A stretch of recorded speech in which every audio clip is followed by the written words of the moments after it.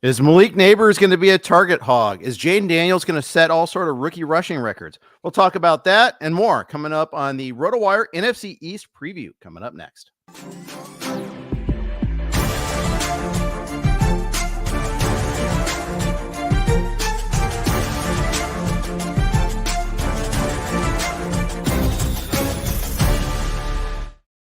Hey, y'all. Welcome to the RotoWire Fantasy Football Podcast, brought to you by Circa, brought to you by Fantasy Football Knockout and Fantrax. Jeff Erickson here with Nick Whalen. It is the NFC East Preview. Malik Nabers is going to be setting all sorts of rookie target leads, I think, this year. Maybe Marvin Harrison Jr. gets more, but it's going to be close. Let's start right off. Although, you know what? I lied. I said we're going to start off the Giants. I said we're going to start Dallas. We're going to start Giants because let's just roll with it, Nick, here. Let's start with the Giants and their outlook here. Sorry about the last second switcheroo, but hey, live streaming. Let's go. Yeah. Malik Nabers looked really good, even though Daniel Jones looked really bad on Saturday. Yeah, he certainly did. I think we continue to see exactly what you would want to see so far if you are a Malik Nabers supporter. Certainly the targets were there in their preseason game over the weekend. 6 targets for Malik Nabers, 4 catches, 54 yards. This is not a team that is deep at receiver by any means. Wan'Dale Robinson seems to be perhaps emerging as the wide receiver too. He played 100% of their snaps with the first unit in 11 personnel in that week 2 preseason game. But like you said, even as Malik Nabers continues to look like that dude and kind of look like the second coming of Jamar Chase, Daniel Jones, he looked like the second coming of Nathan Peterman over the weekend too. 2 terrible picks, one of those to Jalen Petrie, one just kind of an underthrown, ball that hung up there.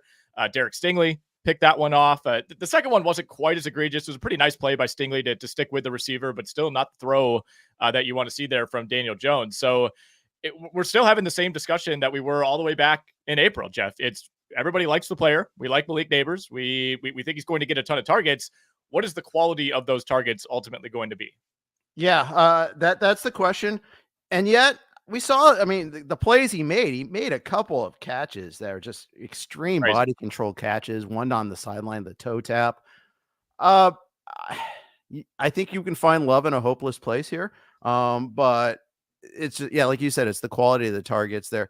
I just think we're looking at, if he stays healthy, 140 targets. I think that's kind of the thing I'm looking at. I took him in the middle of the 3rd round in the RotoWire Invitational as my, I went 3 receivers to start with there. It's aggressive, but I just think there's in a PPR format or any sort of even half point PPR formats there, he's going to get a heavy volume. It's close. He might be a little slight overdraft at times. He average pick right now in the NFFC is 28. He goes behind Michael Pittman and Nico Collins, ahead of Debo and DJ Moore. And Mike Evans. I would take Moore and Evans over Nabers. Debo, I'm not quite sure on yet. I should not. It's kind of late to not be sure, but that's kind of everything's up in the air with the Ayuk situation there. So that's why I'm not sure. Yeah, right now I'm approaching Debo with, I don't want to say caution, but I would just like a resolution here, because if Brandon Ayuk does end up on the Pittsburgh Steelers, then I'm taking Debo Samuel at least a couple spots higher. I'm taking him over Evans. I'm taking him over Michael Pittman, and I'm for sure taking him over Nabers. But for the time being, he's still, I guess, technically the number 2 receiver as long as Ayuk is on that roster. And, I said last week on our show, Jeff, I think the longer this drags on, the closer we get to week 1, the more I'm convinced that Brandon Ayuk will end up, finding a middle ground with the 49ers and winding up back there. But, you're right. Nabers is kind of firmly in that tier with all those guys you mentioned. DJ Moore versus Malik Nabers is an interesting debate. I think Moore is safer, but there's obviously competition now in Chicago. And DJ Moore has never really had significant target competition in his career, even going back to Carolina. Like, he has always been the guy. And, adding Keenan Allen, even at his age, I think he's still going to be a target hog. Rome Odunze looked great over the weekend, caught a long pass down the sideline from Caleb Williams. So we have a little bit more questions about the target funnel for DJ Moore than we do Nabers. And you mentioned that 140 targets threshold. If that's about what you're expecting, that would have placed him 13th in the NFL last season in targets. So same general zone as Evan Ingram, Chris Olave, DeAndre Hopkins, Adam Thielen, DJ Moore. These guys were all targeted about 135 to 145 times last season. So 140 seems like a lot for a rookie, and it is. But, it's not elite. Like CeeDee Lamb was targeted 181 times last season. Like 140 to me is very feasible. For what it's worth, last year's rookie target leader was Zay Jones with 108 among receivers. Sam Laporta had 120 at the tight end position. So I don't think 140 is out of the question. I don't think that's too high, assuming he stays healthy. Yeah, and that is probably the big assumption. That's the problem because Daniel Jones might throw a hospital ball or two at him. Oh, they're over under like 7.5 hospital balls on the season. Daniel Jones threw those 2 interceptions. He still runs. He had 12 yards on a scramble. We know he can do that. They gave him they were on there and the offense was on the field for the entire first half. Yep. He did have like a one nice little throw to Darius Slayton down the sideline. I think there's a debate between Slayton and Wandale. We might be in the number 2, but Slayton, Hyatt, it might be a debate. Allen is still hanging out there. Hodgins is still there. It's so funny the people they've assembled. Hyatt, though, they spent a decent pick on still last year. I wouldn't want to give up on him too quickly. No, I'm not giving up on Jalen Hyatt either, more for real life purposes than fantasy at this point. I mean, as of right now with the NFFC in the last week, we only have one Giant firmly going in the top 100, and that is Malik Nabers. Devin Singletary goes just after pick 100, and then you got to scroll all the way down to like the early 180s where you see Wandale Robinson come off the board. You see, Tyrone Tracy, one of their backup running backs that, people are taking shots on. But other than that, I mean, those are the only 4 Giants that are even drafted in most leagues. Beyond that, you get into Eric Gray, who, he popped in the first preseason game. Daniel Jones himself goes undrafted in more than 50% of leagues. And part of that is just the depth at the quarterback position. And obviously part of it is Daniel Jones just has not looked that good. I'm pretty low on Daniel Jones. I know there is some rushing potential there. And, if you're looking for that second quarterback or, you're in a super flex league, it's like there's still value in a guy just being the starter. And, Daniel Jones is going to have to play his way out of that job. There's really no true competition here. They have Drew Lock. They still have Tommy DeVito on this roster, but Daniel Jones either has to get hurt or he has to play horrendously for multiple weeks in a row to actually lose this job. So even though I'm not the biggest Daniel Jones supporter, I'm still going to take him over, guys who are in a competition or might only start for half the season. Yeah. They kind of made that ride or die decision with him, with those backups for sure. Devin Singletary, let's briefly mention him. I find myself clicking on him every once in a while. Especially because I'm loading up on running backs at that point in time. He's running back 33, and he's a clear starter for the team. That's interesting to me. It just shows that the lessened expectations for this team. I think he's going to get a lot of volume, and I also think that this offensive line has improved. Then again, saying the offensive line has improved is like, it's saying that I walked better at age 2 than I did at 6 months. I mean, it doesn't require much. This was, the worst offensive line in football last year. Apologies to the Tennessee Titans, but it can't be any worse. That's a dangerous way to think at times, but it really can't be worse than it was, especially down the stretch for the Giants last season.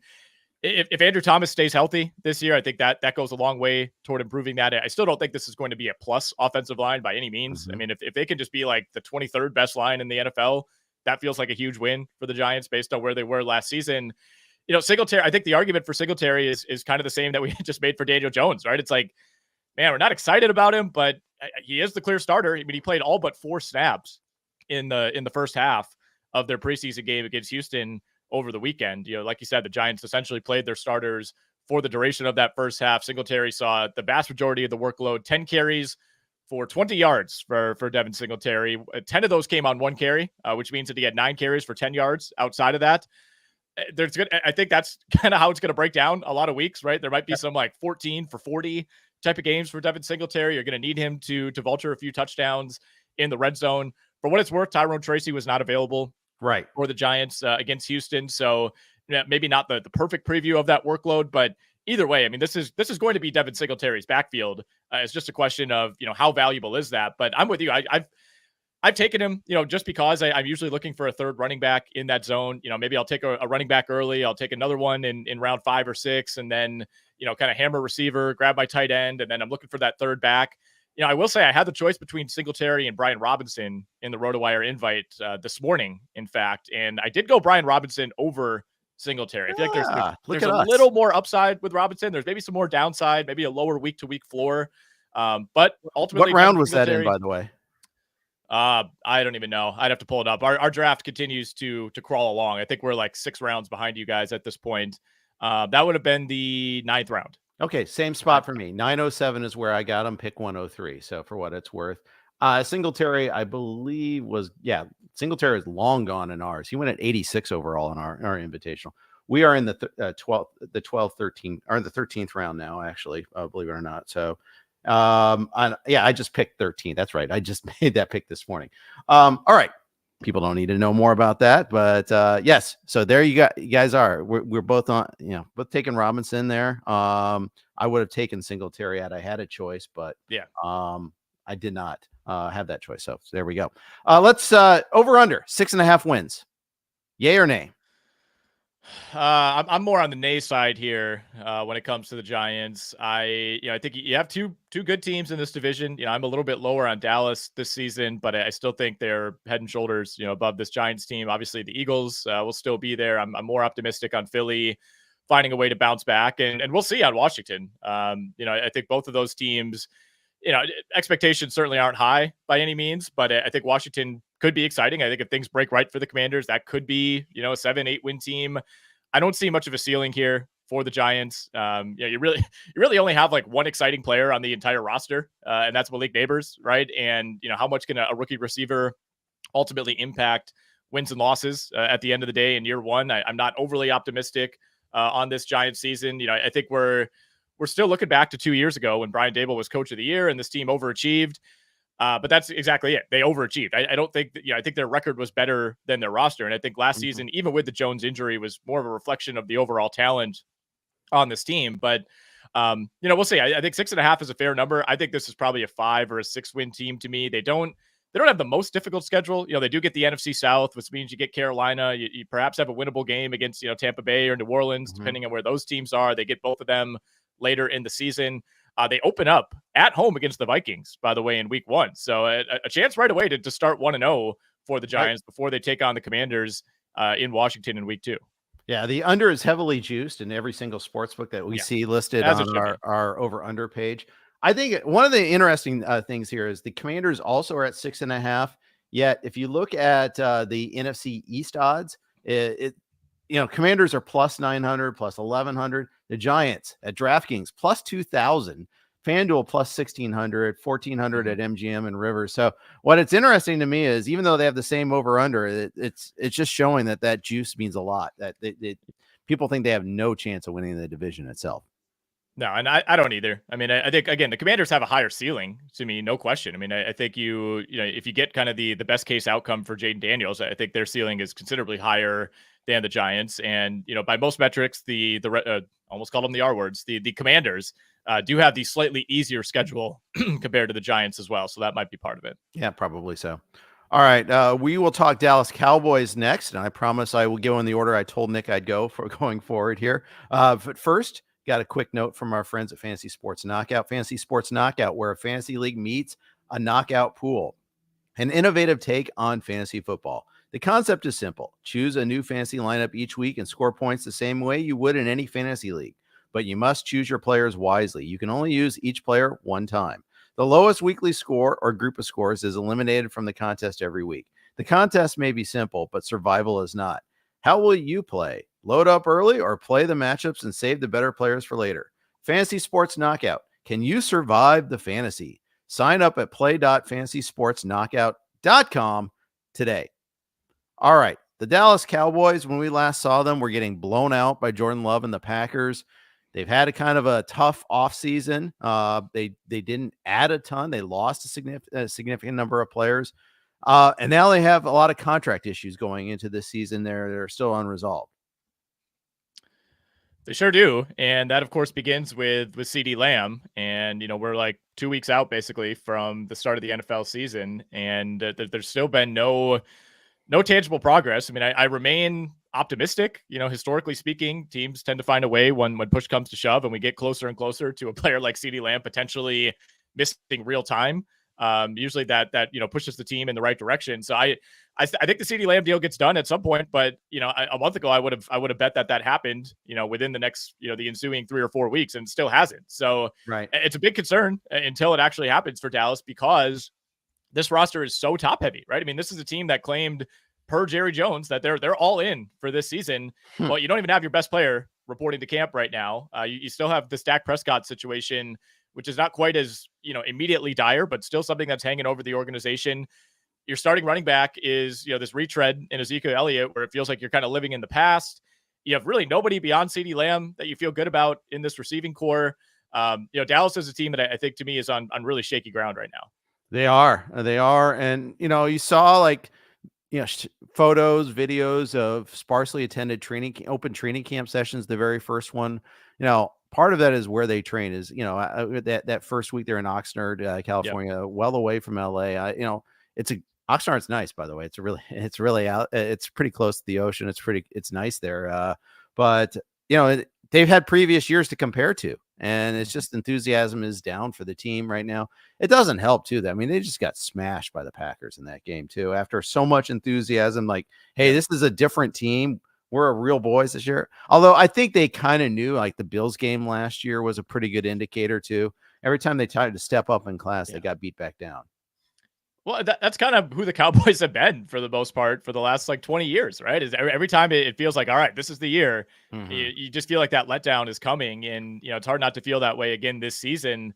Again, I think they get the CD deal done at some point. I mean, if they don't, and this does drag into the regular season, there is some appeal with Brandon Cooks, who was a little bit better, especially over the second half of last season than you might think. I mean, he had a 12-game stretch where he hauled in, 8 receiving touchdowns, about 50 yards a game. Not crazy high target volume throughout that run. I mean, that's one concern, but obviously if you take CeeDee Lamb out of the mix for any amount of time, there's going to be a massive trickle down effect. Like we mentioned, CeeDee led the NFL in targets last season with over 180. But we're in a holding pattern right now with CeeDee Lamb. I do think it's interesting. I mean, we've talked about this a lot at SiriusXM. Like you don't see a lot of people really backing off of CeeDee Lamb, right? Maybe a slight reduction in his ADP, but I think the general consensus is, all right, this is going to get done at some point, and I'm not passing on that kind of talent. Yeah, in the last week in the RotoWire Online Championship, the lowest he's fallen is 6. His average pick is 3. He's still been picked 1 a few times. The fact that the 1 is in flux right now really throws everything too. That it's not always McCaffrey. Sometimes it is Hill or Lamb or Bijan or Hall or Chase. We've seen 6 different players get that number 1 pick. And Justin Jefferson's been clicked on as the number 2 on a few times. So it's funny now. Jefferson has slipped behind Amon-Ra St. Brown. So we'll see if that holds. But noteworthy there too. But yeah, it's all pretty tricky there. Meanwhile, you mentioned the running back room. It is Ezekiel Elliott and Rico Dowdle. Malik Davis got the first carry on Saturday, or was it Saturday or something? No, Saturday night, I think it was. Yeah. But that was only because the top 2 sat out. But, there's a sense that the Dallas Cowboys starting running back, or the guy that gets the most carries for this team, might not even be on the roster right now. They may wait to see if the Saints do something still stupid with Kendry Miller or something like that.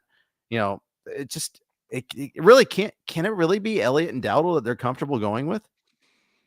I think it can. I mean, that if you had to bet on it right now, that's what it would be. That mysterious player who gets cut or they bring it off the street is still to be named. I mean, I think it's entirely possible they could bring somebody else in, but I don't mind the acquisition cost on Rico Dowdle specifically. I mean, right now he's going, in the 11th round in a lot of drafts. I mean, I don't love the upside with Ezekiel Elliott. I think you're depending a lot on pass catching. You're depending a lot on vulturing touchdowns in the red zone. This was the highest scoring team in the NFL last season. I don't think they repeat that this year. I think they could still be near the top, but they're not going to average 30 points per game. I think there are 5, 6, 7 offenses that I feel like are more stable right now than the Cowboys. So if I have to choose between those two, who are going essentially back to back in running back ADP right now at NFFC, I think there's just a little bit more there with Dowdle. And I know that the track record isn't great. I know he has never really been a full workload back at any point in his career, even dating back to college. I know he looks more explosive than some of the numbers would indicate, but I just can't get there with Ezekiel Elliott, man. I mean, if that's the plan, going back to Zeke at this point in his career, I don't really see the upside there. If I'm taking one of those backs later in the draft as my RB3 or RB4, I'm going Dowdle. I think so too. Although I think it's just pretty interesting how quickly Zeke kind of took that downturn. In the last week, it's Dowdle and Elliott are 41 and 42 among running backs. They're Yep. not even in the top 12 rounds. It's No. that's for a starting running back. By the way, it's just an indicator that the market thinks there might be, door number 3 there. So we'll see about that. We'll see about that. Dak Prescott, he's actually kind of affordable for the amount of yards and touchdowns he threw for last year to be in a 6 point for passing touchdown lead to still be the QB 10. I think that's kind of noteworthy. Yeah, 8 weeks last season with 20 plus fantasy points, according to Fantasy Pros. Final stats from last season that placed him as the QB 3 behind only Josh Allen and Jalen Hurts. So yeah, he's one of a number of players that I think that that obviously really popped last season, but is not necessarily getting that bounce in ADP. Compared in some ways to like Raheem Mostert, who had this crazy year last year, and everybody universally is like, yeah, all right, buddy. Well, we'll see you do that again. Obviously, Dak is a more established player and has been more consistent. Obviously, he's younger than Raheem Mostert in terms of positional development. But yeah, it's a little bit surprising to me that he had the season that he did last year. Everybody's still in on CeeDee Lamb as a kind of a top 3, top 4 overall player, and yet that doesn't really match up with where Dak is going. And it's hard to make a case for any of the guys going ahead of him, to be behind Dak, right? It's like the upside with Kyler Murray this season, bringing in Marvin Harrison Jr. I get why he's going about a round ahead of Dak. Everybody's in on Jordan Love. He's going about a round ahead. Joe Burrow, we know what he's capable of when healthy. And then all of a sudden you're into the Richardson, Stroud, Lamar, Hurts tier where you're not taking any of those guys behind Dak Prescott. So yeah, I don't mind Dak. If you want to play the wait, but don't wait too long game at quarterback, your choices are essentially Kyler, Dak, Jayden Daniels, Brock Purdy, maybe Tua, if you want to throw him into that range as well. I like getting Dak in leagues where, I'm able to get Jake Ferguson. If I do take CeeDee Lamb earlier on, obviously that becomes more appealing as well. But if I don't have a pairing, if I don't have one of those guys, I find myself waiting even longer. I think, getting into the Trevor Lawrence, Kirk Cousin, Matthew Stafford tier. Yeah, and getting 2 of them probably there, and Yes. hoping that, making sure you don't get the same bye week, et cetera. Hopefully the schedules work out well. The other big change for the Cowboys is, the offensive line. Tyron Smith is gone. He's now with the Jets. They spent a first-round pick on Tyler Guyton, and it looks like he may have to start right away due to an injury suffered with this competition. Edoga just got hurt in the preseason game, might begin the year on the IR. And Guyton was impressive in camp, so there's a chance that you see him. But point is, the Cowboys' offensive line has long been considered this rock. Like this, at least you got this offensive line. Any running back will do well there, blah, blah, blah. Well, it's not as certain these days. I think they've been coasting on reputation, the last year or two. Not that long ago, I think they were pretty clearly the best offensive line in the NFL. But they've had some injuries, they've had some attrition. Like you said, Tyron Smith is no longer on this roster, and Chuma Edoga going down. And it sounds almost certain that he's going to begin the year on IR. That's a huge question mark for them at a key spot. He was set to open the season as their left tackle. So it's still, to me, it's still one of the top 10 to 15 offensive lines in the NFL. Yeah. Like I don't think we're not looking at a Giants 2023 situation here by any means. I don't see it as being a massive liability, but it went from a glaring strength for this team to now one that is just a little bit more up in the air. And again, this team is so top heavy. They're not really deep, especially at the skill positions on the offensive end. And you're kind of looking like, all right, what is the best skill grouping on this roster? It used to be a no-brainer. It's the offensive line, and that's no longer the case. Yep. Keep an eye out on Cooper Beebe maybe taking over the center job too, just as a heads up. Their 3rd rounder out of Kansas State. If you're playing in any center fantasy leagues, make sure you keep an eye on snaps. Snaps are a category there. All right. Over under on the Dallas Cowboys. They are set at 9.5 at most places. BetMGM's got them at 10.5. Juice to the, it's interesting though. It's plus money both under and the over on that, which is kind of weird. But anyways, what say you on the Cowboys at 9.5? We'll just go with 9.5 because that seems like the most common one. Yeah, for what it's worth at DraftKings right now, it is 9.5 as the default, minus 145 to the over, plus 120 to the under. Dallas was at 10.5 not that long ago, so that number has been bouncing back and forth a little bit. Despite all the concerns, if they could get the CeeDee Lamb deal done. I think this team can win 10 games. I would go slightly over on the Cowboys. I think you have a pretty good chance to pick up at least 3 wins between those 4 matchups against the Commanders and the Giants. They do get Carolina later in the season. They get a winnable, kind of out of rotation game against the Buccaneers late in the season, but they do have to play the AFC North as well. And as we know, none of those games are gimmies, including going to the Browns in week 1, going up against that defense. They play the Ravens early in the season as well. They do have to go to Pittsburgh. They have to go to the 49ers this year as well. Obviously, you get the 2 matchups against the Eagles. They have to play the Texans. Maybe I'm talking myself out of this. I think it's 9 or 10 wins. I will say they win 10 games. I don't know that there's a significantly higher ceiling beyond that. I think they're a 9 or a 10 win team. You'd be a good beat writer guest on our Sirius XM show. On the line over there. Yes. The Vegas kind of views this as a 2-team division in terms of winning the division. The Eagles are slight favorites. Cowboys are at plus 160 at DraftKings to win the East, 175. But for the real question is, can this team win playoff games? And I think that's the thing that I don't have a whole lot of confidence in right now. I don't know how you can, right? I mean, if you can't beat Green Bay in that scenario where, 4 weeks earlier, we're like, are the Packers even going to be in the playoffs? Is Jordan Love even deserving of the starting spot? And then you get blown out, at home the way that they did. I mean, if they make the playoffs this year, which I think they should in the NFC, which is not as deep at the top as the AFC, it doesn't matter who they play in that wild card game or in round 1, whatever it is. Like, everybody's going to be skeptical, right? It's going to be fresh in the mind what happened last year. And again, this is a team that, I don't know if I would call it a full-on choke, but they've had a number of disappointments in the postseason dating back 10, 15 years. I mean, and obviously there's been plenty of turnover since then in terms of coaching, in terms of personnel, quarterbacks, whatever you want to say. But there is that nagging feeling with the Cowboys of when push comes to shove in a big situation. It's like, do you really trust the Dallas Cowboys to drive down the field and win a game? In the back of my mind, I say no. Yeah, agreed. Especially, getting to like significantly deep. Like, they won that Tampa Bay wild card round game a couple of years ago, and that was a good game. It was, although not without its kicking drama in that one there, but still, I'd share that lack of confidence. All right, let's talk a little bit about the Philadelphia Eagles, but first, the biggest pro football contests in Vegas are back. Circa Survivor and Circa Million are now up to 16 million in guaranteed prizes. 2 ways to win and no rake. Circa Survivor contestants select 1 team each week with no point spread. Last the longest to win it all with 10 million guaranteed. In Circa Million, make 5 picks against the spread each week for your share of $6 million guaranteed. Quarterly and full season payouts. Enter in Nevada, play from anywhere. Visit circasports.com for details. All right, the Philadelphia Eagles. When we last saw them, Jalen Hurts was running for his life against the Bucs. They lost in the first round of the playoffs. They kind of collapsed down the stretch in the regular season. Had to be a wild card team instead of like maybe even being the number 1 seed in the NFC. They really kind of took a big downturn. Some big changes: new offensive coordinator, new center, they new running back. Big money on Saquon Barkley. Where do you want to start with the Eagles?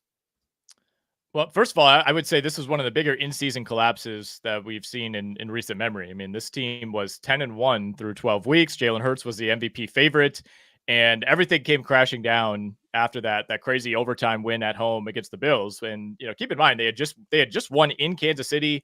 They had won a thrilling game against the Cowboys prior to that. The Eagles were rolling, and it's not like they were just beating up on bad teams like a couple of years ago. I mean, they were making their way through a pretty difficult early season schedule. They had a big win over Miami. Earlier in the year as well. And that San Francisco game, it felt like really kind of knocked them off their block. And after that, they lose big against Dallas. They lose just a really ugly game against Seattle. Barely squeak out a win against the Giants. And you kind of felt going into that Tampa Bay game that the wheels were off and the potential for a disaster was there. And you knew like one possession in, like, oh boy, the Eagles did not magically fix this, in the week after week 18. So they're a huge mystery coming into this year. I am choosing to believe that they're closer to the team that we saw through the first 12 weeks of last season. Now, I'm not saying they're going to open the year 10-1 this season. I think there will be some more bumps there, but you have an entire offseason to figure out exactly what happened. Jalen Hurts and Nick Sirianni obviously have to get back on the same page, and I think they will. I think when you have as much time as they've had to reflect, and you still have, in my opinion, the second most talented roster in the NFC, maybe third if you want to make that case.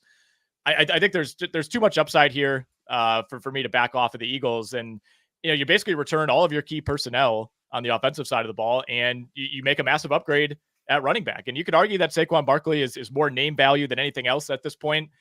I think he's still early enough in his career. I mean, this is by far the best situation that he will have ever been in after essentially being asked to carry the entire offense whenever healthy for the New York Giants these last few years. I think this is going to be a breath of fresh air, both for the Eagles offense and for Saquon Barkley to just operate as a normal running back, without the entire hopes of a franchise, pinned on his shoulders with the worst offensive line in football. Yeah, well, let's go with Barkley. Well, I just one meta comment. The market is kind of treating the Eagles as if they're going to be still a high functioning first half of the last season offense. AJ Brown and Barkley go at the end of the first round. Jalen Hurts is still a top 3 QB. So the trust is there. We'll see if that comes through, but let's talk Barkley in particular, because I think he's really interesting because, how much of the wear and tear over the last few years is going to wear on him? Is he going to get goal line carries? How much of an improvement is this offensive line sans Jason Kelce? There's some still question marks here, but still undeniably a better situation for him. Yeah, no question about that. I personally think the Jason Kelce thing is just a little overblown. I think, him becoming a national celebrity in the last year has made that absence probably feel bigger than it is. I mean, he's obviously a very good player, borderline Hall of Famer, but also somebody who was deep enough into his career that he retired, right? It's not like he was at the absolute peak of his powers and walked away. So I do think the Eagles will be able to replace him and keep this thing moving. The goal line carries thing is interesting, right? And that's the big red flag, I think, if you're investing in Saquon Barkley early in a fantasy draft, because even when the Eagles were struggling down the stretch, Jalen Hurts was still Jalen Hurts. I mean, he was still putting up 20 to 25 fantasy points most of those weeks, even when the rest of the offense looked terrible. So I think Jalen Hurts remains a pretty safe investment. The market reflects that. Saquon Barkley, taking him at the 1-2 turn, I'm okay with it. And what's interesting is there is kind of a tier break there, right? You get like JT, Gibbs, and Saquon Barkley usually go in some order in that, 10 to 15 range. But then there's a little bit of a bump down to ETN, Derrick Henry, Kyron Williams, Achane, Isaiah Pacheco. And, in my heart, I think Saquon Barkley is closer to that first group. Yeah, I think so too. In fact, I take him. He goes slightly behind Gibbs, and I would take him before Gibbs now because of the injury. Actually, I probably would have anyhow, because I still have concerns about Gibbs' workload. Not to, I think the durability is another issue. But you're right, there is a teardrop there. I put Gibbs in that next tier down, to be honest with you. But that's kind of also how I draft, also. So for whatever it's worth. Yeah. Well, I think interestingly enough, the same question that we just brought up about Barkley applies to Jahmyr Gibbs, right? It's like when the Lions are first to goal on the 3-yard line, are they going to Jahmyr Gibbs or are they going to David Montgomery? Yeah. And that's got to hover there. And how much between early, can both backs can coexist like they did, but we're going to be talking Lions later on, so we'll save that. Put a pin on that one there. Uncle Ted mentions Will Shipley is super interesting. Yeah. It's interesting because he might take over as the backup to Barkley, and the backup to Barkley historically has had a game or two here or there that's noteworthy. So it's worth noting who's the next in line.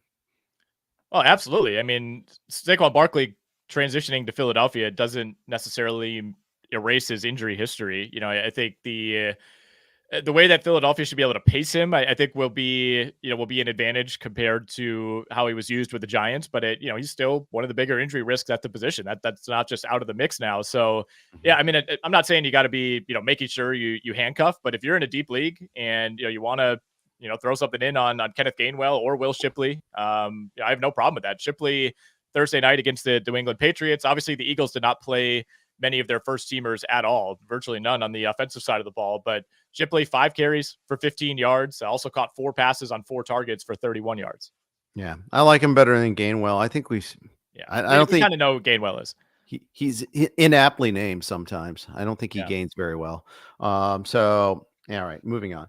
The wide receiver room. I mean, the Eagles are pretty easy. I mean, they've got this beautiful narrow tree. It's obviously Hurts. I think the big fulcrum point is how many tush pushes do they do? I mean, that's the big thing we're worried about. Okay, is Hurts going to get as many rushing touchdowns, or is it going to be Barkley? The wide receivers, it's AJ Brown, it's Devonta Smith. Smith was kind of disappointing first half last year, He picked it up later on. Obviously, durability is an issue for both players, as is every player in this planet.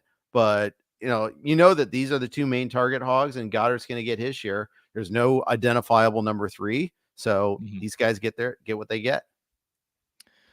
Yeah, I don't have a whole lot to say. I mean, I have no problem with the ADP on Brown or Devontae Smith. I definitely have more Devontae than I do Brown at this point. And obviously that's because you just have a little bit more of a chance to grab Devontae Smith later in the draft, currently going toward the end of round 3. So you're making that decision of, all right, Metcalf, Ayuk, maybe Stephon Diggs, maybe Malik Nabers in certain leagues will still be on the board, perhaps DJ Moore.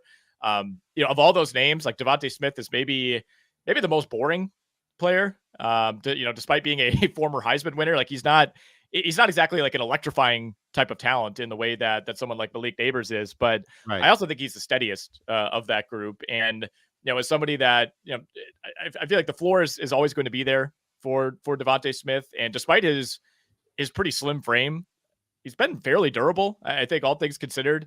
But it really comes down to how you feel about the Eagles offense. Like I'm not going to try to talk anybody in or out of this. Like I'm choosing to believe that, they'll kind of be back to where they were for much of last season, but it could totally go the other way. And, I think it is worth noting that Devontae Smith, much like Jalen Hurts late last season, when things were kind of falling off, still was playing well down the stretch. Even in that Tampa Bay game, you forget Devontae Smith had 8 catches for 148 yards. So he's still going to, he's going to have a lower floor week to week than someone like AJ Brown, just being the number 2 receiver. But still, to me, as the guy who in some drafts will be your wide receiver 25 overall, I think there's a ton of potential there. So I'm in on Devontae Smith, no question, at ADP.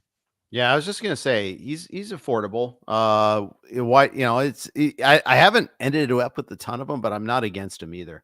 Wide receiver 21 right now. I've got so many drafts left though, so I've got plenty of chances to do that there, including all my NFFC drafts are coming up still. I'm doing a Beat Jeff Erickson Saturday night from Vegas. By the way, I think I'm going to try to live stream it from I think I'll do it from the room. But we'll see. I don't want, I think you bring the laptop down to the hot tub. I mean, that sounds ideal. Yeah, and you're splitting techno music in the background. What could possibly go wrong? But that's the one thing there. I'm not. I don't think I could concentrate very well at that, let alone live stream with that. Yeah, fair. Any interest in Dallas Goedert? He's outside of the top 12 in many cases. Although he's right at 12 among tight ends. He goes right after Bowers, before Hawkinson. Your guy Freiermuth, Schultz. He's kind of like the last of the starting tight ends. He is, and I don't love him. I don't have a ton of Dallas Goedert. A couple shares here and there. I mean, he's just not to me a very exciting upside play. When you have two star receivers on this team, plus back who's very capable of operating out of the backfield, catching passes, and Barkley, I just think Dallas Goedert is kind of like a distant fourth to me in this hierarchy. And he had some spike games, early last season before getting hurt. The Rams game, 8 for 117 and a touchdown, 5 for 77 and a touchdown against Miami. I think there is a fairly reliable floor here. But if I'm shopping late for a tight end, I'm usually waiting another round or two and just grabbing Freiermuth. I don't know that there's a huge difference necessarily between Goedert and even someone like Dalton Schultz.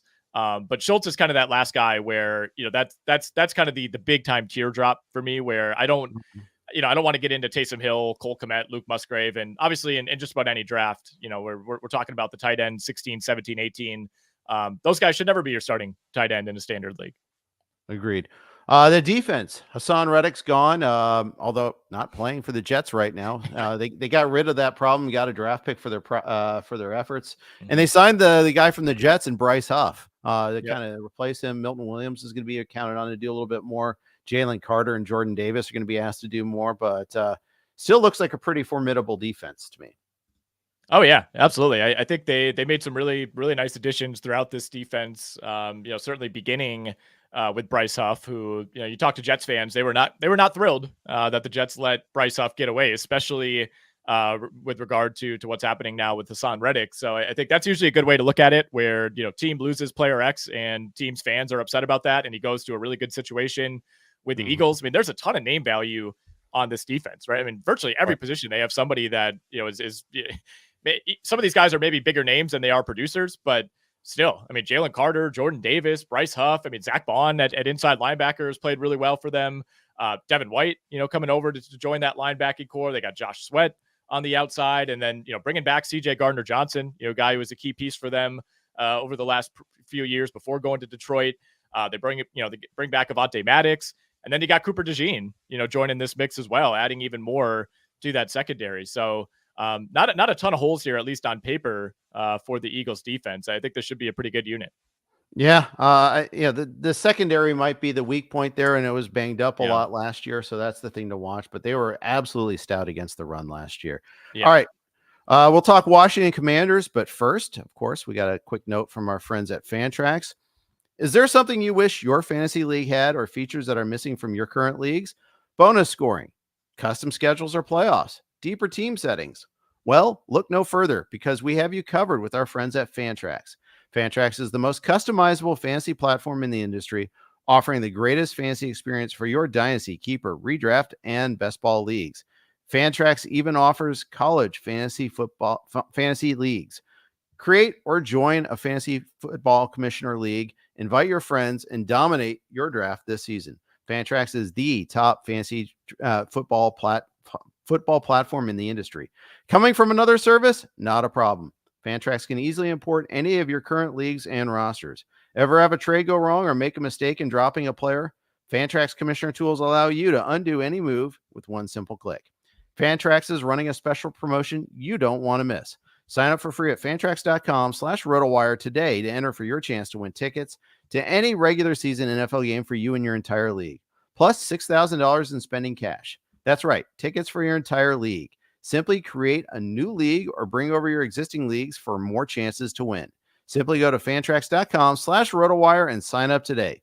Fantrax, the home of fantasy sports. All right, final team on our docket is the Washington Commanders. A new head coach in Dan Quinn, new offensive coordinator, new quarterback in Jayden Daniels, new running back in Austin Ekeler to go along with returning Brian Robinson. Let's start off, though, with just Jayden Daniels. Are you comfortable with him starting for you in a fantasy league? I am. I think there's enough rushing upside there to give him a pretty high floor, even if the passing, ends up regressing compared to what we've seen through these first two preseason games. The price continues to climb for Jayden Daniels. He's kind of moving up closer to Dak Prescott in terms of ADP right now, but I think there's enough here. I mean, I think if you're taking him as QB 11 right now, going a little bit ahead of Brock Purdy, there's enough upside. I mean, we've seen Justin Fields turn in some really good fantasy seasons, and if you think that's the bar, I think there's a world in which Jayden Daniels can be better than that. I think the Commanders have improved virtually everything about this franchise, especially compared to 2 years ago. New coach, new coordinators, new personnel, new owner. It feels like this is a franchise that could finally, kind of move out of that horrific 25-year era and, start to operate like a more normal forward-thinking team. I'm in on Jayden Daniels. I don't have a ton of him personally because, like I said, I either, more often than not, I end up waiting even longer at quarterback and shopping that range that I mentioned earlier. But I have no issue taking Jayden Daniels. I like him in best ball. I think the spike weeks are certainly going to be there. And we've seen what we need to see from him in these two preseason games. It hasn't exactly been, lighting the world on fire. We don't get the true highlight plays like we have from Caleb Williams, but I thought he looked really sharp against the Dolphins on Saturday, 10 of 12, 78 yards. A lot of those were just, kind of quick first read, take the easy one type of throws, but that's fine for a rookie quarterback who has questions about his passing.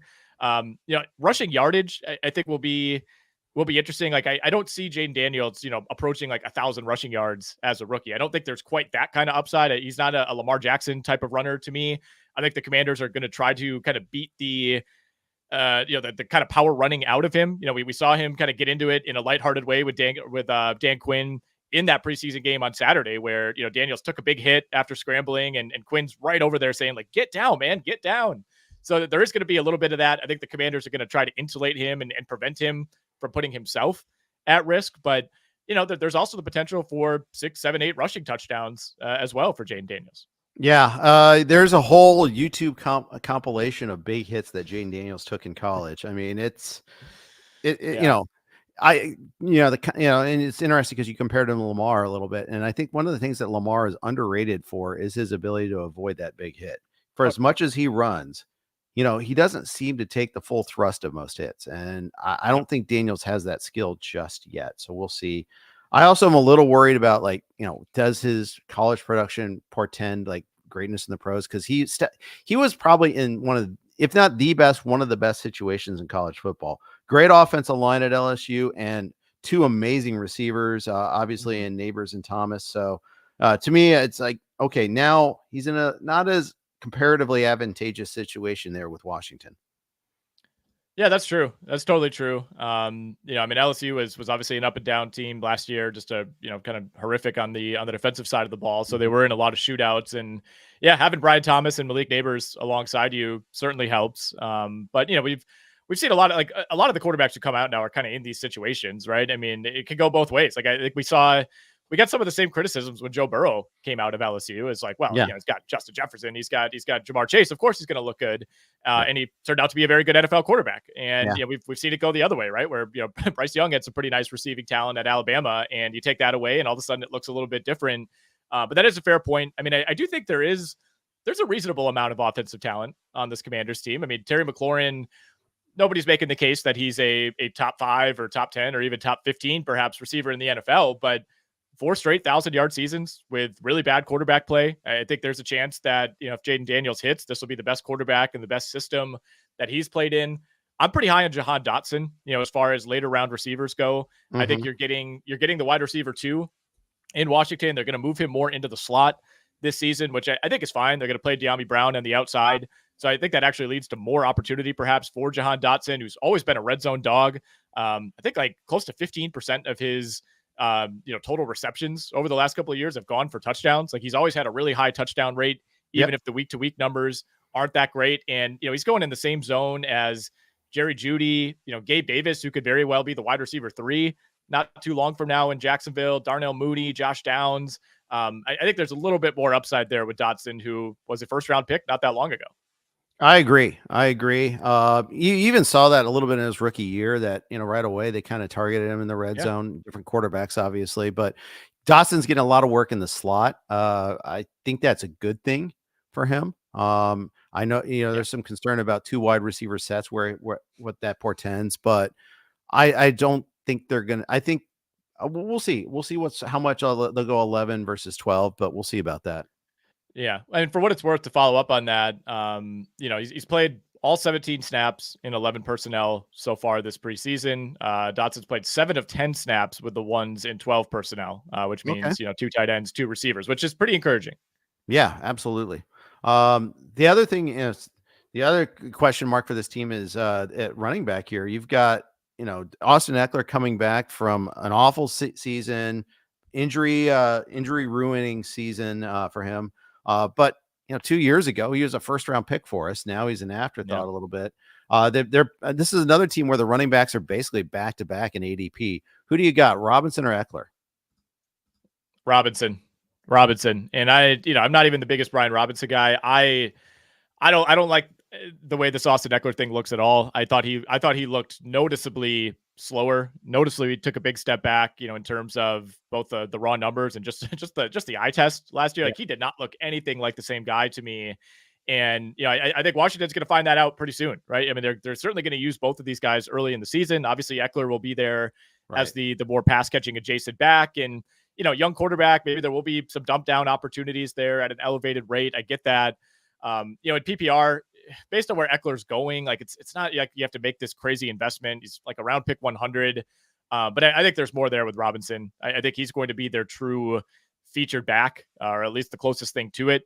And he's a decent pass catcher himself. It's not like he's just, running up the middle type of guy. I think there's a little bit more versatility there with Brian Robinson. And, the way this offense operated last season was just not very running back friendly. I mean, it was just kind of chuck the ball all over the place, make a bunch of mistakes, see what happens, try to outscore teams because we can't stop anybody.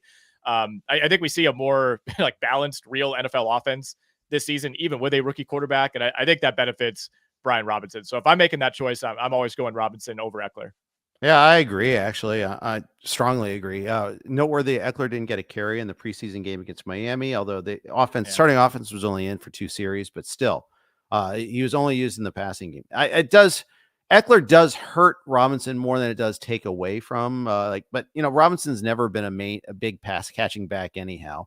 He got a little bit more of it last year. It was noteworthy. He was actually pretty decent at it, but they've always had like a component. It was Gibson before, now it's Ekeler. Yeah, and I mean Robinson very quietly, finished as the running back 21 last season in PPR leagues, and obviously had some competition there from Antonio Gibson. So I think you're getting him, you're getting him at a relative discount. If you want to say RB21 is like best case scenario, I get that, but he also missed 2 games later in the year. It's not like he had this crazy run. He had a couple big games in the middle of the season that are perhaps propping that up. But he's now going off the board as the running back 35. I think there's a pretty good chance he could settle into that, at worst RB 25 to 30 range. Like I don't think you're going to take a loss drafting Brian Robinson at pick 107 in your fantasy league. Absolutely agree. Tight end, Zach Ertz, Ben Sinnott. Ertz probably starts, Sinnott probably finishes as the starter, is my guess. Yeah, most likely. I mean, I'm trying to separate the Ben Sinnott fantasy buzz from the reality, which is, Ben, that he hasn't done a whole lot so far in the preseason, and, it's preseason, limited action from starters, et cetera, et cetera. But we kind of know what Zach Ertz is at this point, and he's just kind of feels like a lame duck starter right now. He hasn't really played in the preseason. I'm trying to see what Sinnott did the other night. He was targeted once, 1 catch for 10 yards, so that's fine. I think Ben Sinnott to me is like Kamani Vidal for the Chargers, where it's like, all right, there's some appeal here. Later in the season, I'll be interested. I don't think I'm drafting him. I don't think I'm going to have to worry about him necessarily through the first 4 or 5 weeks at least, but I'll be keeping a cursory eye on both of those rookies. Yeah. By the way, you mentioned Kamani Vidal. This is rookie running back Twitter highlight season. I saw a lot of Vidal. I saw a lot of Ray Allen video out there. I think we saw Braylon Allen in week 1. It's like, we got to hype up these guys. Ray Davis. Yeah. So I'm sorry. I didn't see any. Was Ray Allen getting carries? I hope not. At his height and his age. Yeah. But no, you're right. I know this is. I just drafted Ray Davis. Come on. What am I doing? Braylon Allen, Braylon Davis, whatever. This is not the AFC West pod, but I do want to sneak this in. Kamani Vidal. I mean, a week ago, there were talks that he might not even make the roster. Daniel Popper from The Athletic, who is kind of like the Chargers guy, had speculated that, Vidal, they might leave him off. I don't think that's going to be the case now. He got his chance over the weekend, played with the first unit, 14 of 34 snaps for the Chargers in the first half, 11 carries, 49 yards, 2 catches for 8 yards. 28 of his 49 yards came after contact. He had 3 avoided tackles per, whatever second spectrum or whoever counts those things. But he looked really good. And I think he's probably not going to be somebody they cut. Yeah. I mean, for what it's worth, I did like what I saw. So I thought he looked awesome. Yeah. Yeah. I just think it's funny though. It's like clockwork. You're going to see the Twitter highlights there. It's beautiful there. Over under 6.5 wins on the Commanders. Over under 6.5 wins, man. So projected strength of schedule is the 13th easiest. So basically right in the middle. 6.5. I think they can get to 7. Give me the over. I'm kind of drinking the Kool-Aid on the Commanders. This could look really bad. Like there's totally a world in which they win like 3 games and Jayden Daniels just, doesn't look ready when push comes to shove and he's going up against, actual, ones NFL defenses. But I think there are enough winnable games on the schedule, right? I mean, let's say you split with the Giants, you get a winnable game at home against the Steelers. They get the Titans out of division. You get the Carolina Panthers as well. Like I don't know. I don't know, man. This is a really, really, really tough one, but give me 7. I think they can go 7-10. All right, beat writer. All right, let's go. No, just kidding. And we never did do the Eagles. Being optimistic on the Commanders. Yeah. We never did do the Eagles either. So let's do that real quick. They're set at 10.5. Pretty optimistic out there for everybody there. And yet it's juiced to the over. I mean, it's like minus 130 at DraftKings on the over. Yeah. Minus 148 at FanDuel, 140. It's pretty significantly suggested that a lot of people are betting the over on that 10.5. I'll take the over as well. I'm in on the Eagles. I said too many good things about them. I can't turn around and take the under. I will say though, week 1 against Green Bay in Brazil, that is a huge game specifically for Philly, really for both teams, because both have expectations. But this is the first time that we will have seen the Eagles since that collapse, right? Like this, this feels like they have to come out. I wouldn't say it's like a must win. It's week 1 of an 18-week season. You don't have to win it, but I think the pressure is on Philly here. Green Bay is still, kind of riding out this early career Jordan Love thing. Like if they lose this game, it's not like season's over, but let's say the Eagles come out and get smacked by Green Bay and it's like 31-14. Mm-hmm. I mean, there's going to be panic setting in, right? Like I think there's real pressure on the Eagles to prove early on that whatever happened late last season is behind them. And that number, by the way, is down to Eagles -1.5. It opened at 3 a couple months ago. Yeah, interesting. Well, and there's been so much positive Packers buzz, so I kind of get it a little bit there. All right, that's going to wrap up our NFC East preview. In about 6 minutes, we're going to start up the NFC North. Thanks, everybody, for tuning in. Take care.